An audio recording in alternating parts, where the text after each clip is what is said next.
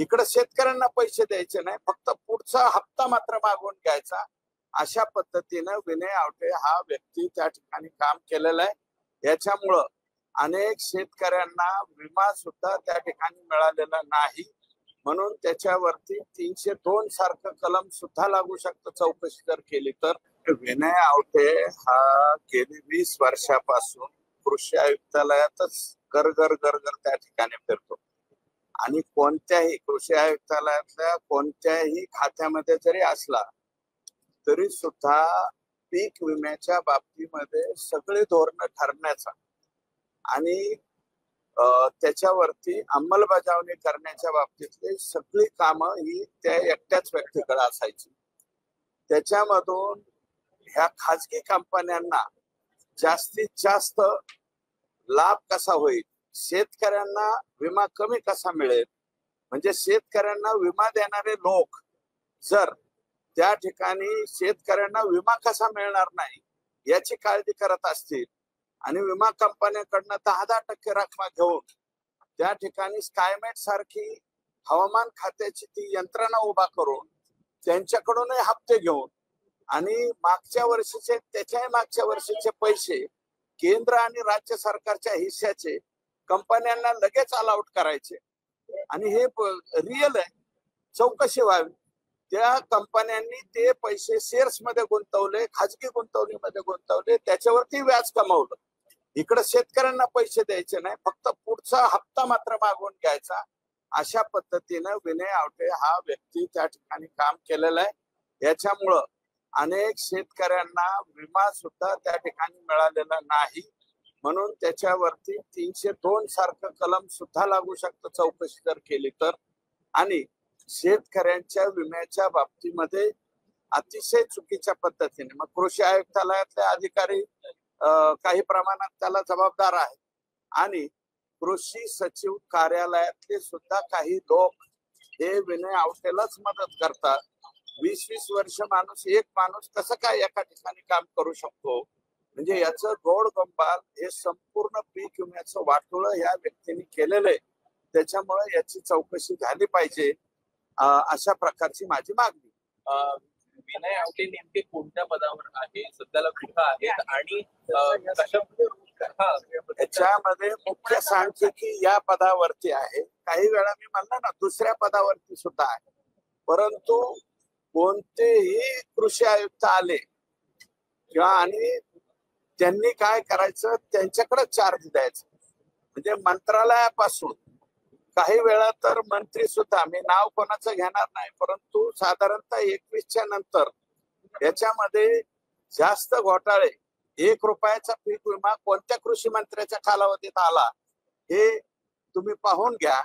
आणि ते जे कृषी मंत्री, त्या कृषी मंत्र्यापासून विनय आवटेपर्यंत सगळ्यांचे लागे बांधे हे राहिले.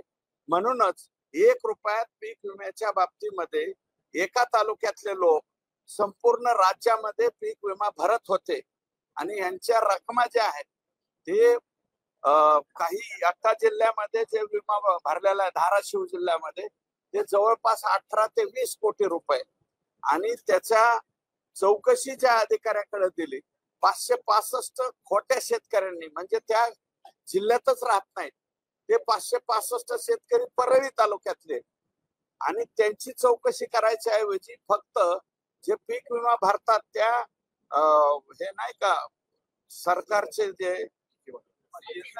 ई सेवा केंद्र, त्या 23 ई सेवा केंद्रावरती फक्त कारवाई केली.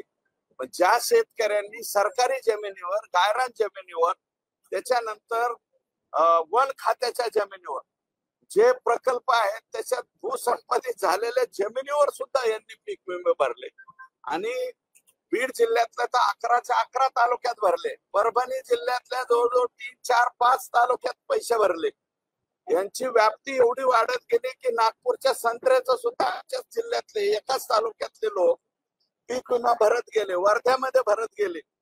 अमरावती, जालना, सगळ्यात मोठं प्रकरण आता जे जालन्याचं निघालंय, जालन्यामध्ये सुद्धा आमच्याच लोकांनी पैसे भरलेले, आमच्या म्हणजे तत्कालीन कृषी मंत्र्यांच्या लोकांनी. हे सगळं जे आहे ते हे विनय आवटे आणि इतर कंपन्या जॉईन करून घेत होत्या.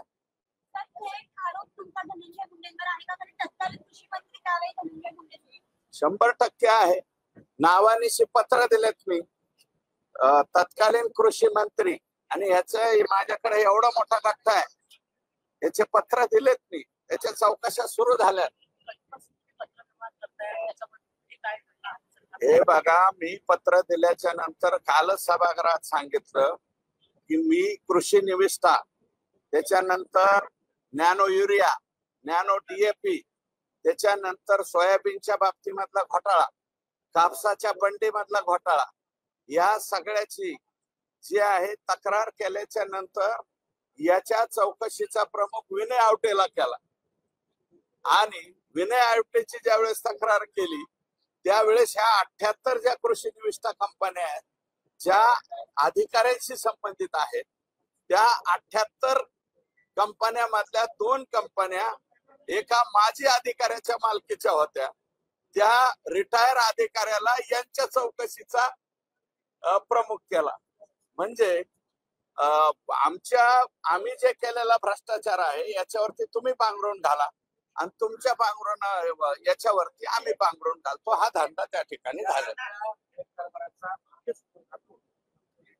ह्या सगळा जो गैरव्यवहार आहे हा मेजॉरिटी आमच्या जिल्ह्याचे कृषी मंत्री होते त्या कालावधीत जास्तीचा झालेला आहे. तो पूर्वी अब्दुल सत्तारांच्या कालावधीत एवढा झालेला नाही. त्याच्यानंतर आताचे जे शिक्षण मंत्री आहेत त्यांच्या कालावधीत झालेला नाही. आणि माझं तर स्पष्ट मत आहे की मी काही नावं घेतलेली तिथं काल, हे जे खातं जे आहे ते मुळात जेलमध्ये गेलेले आकाश चालवत होते. आमच्या जिल्ह्याचे कृषी मंत्री चालवत नव्हते. या कृषी खात्यातले अधिकारी, पीक विमा कंपन्यांचे अधिकारी, कृषी निविष्ठावाले अधिकारी यांची पुढे हिंमत एवढी झालेली आहे की एकनाथ शिंदे साहेब मुख्यमंत्री असताना मुख्यमंत्र्याची खोटी सही हाणून पत्र आणलेलं आहे किरण जाधवच्या नियुक्तीसाठी. कारण 15 वर्ष तो गुण नियंत्रणवरती होता, गुण नियंत्रण खातं. त्याची नियुक्ती करण्यासाठी एकनाथ शिंदे साहेब मुख्यमंत्री यांचं खोटं पत्र जोडलेलं आहे.